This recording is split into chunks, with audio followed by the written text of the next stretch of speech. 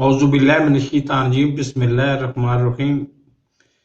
مجھے آپ سے نہ تو کوئی توقع ہے کہ آپ نے کوئی اس پہ ایکشن لینا ہے یا کچھ کرنا ہے، صرف آپ کو انفارم کرنے لگا ہوں کہ اجمل صاحب نے میرے چھوٹے بھائی ہیں، بڑے پیارے بھائی ہیں، انہوں نے میری ٹکٹ بک کروائی ہے 3 تاریخ کی۔ اب میرا دعویٰ یہ ہے کہ میں 3 تاریخ کو میری میت جائے گی، میں نہیں جاؤں گا۔ کس طرح سے؟ 12 تاریخ سے میں نے کھانا پینا بالکل بند کیا ہوا ہے، اور گولیاں جو ہے ٹکا کے کھا رہا ہوں، ٹکا کے۔ اچھا، اس کے بعد جو بھی ہوگا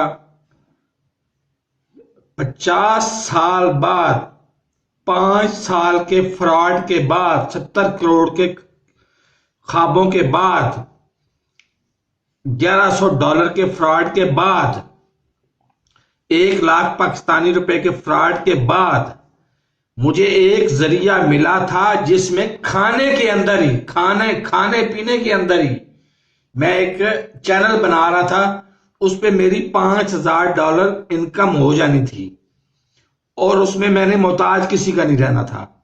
لیکن یہ بات محتاجی والی کسی کو پسند نہیں آئی کہ یہ محتاج نہ ہو، کیوں نہ ہو، ہمارا محتاج ہو، ہم اس کو رزق دیں، ہم اس کو 24 گھنٹے تکے بھی دیں، لتر بھی ماریں، اور اس کو پیچھے دیوار کے ساتھ بھی لگائیں، گرائیں دروازے کے باہر۔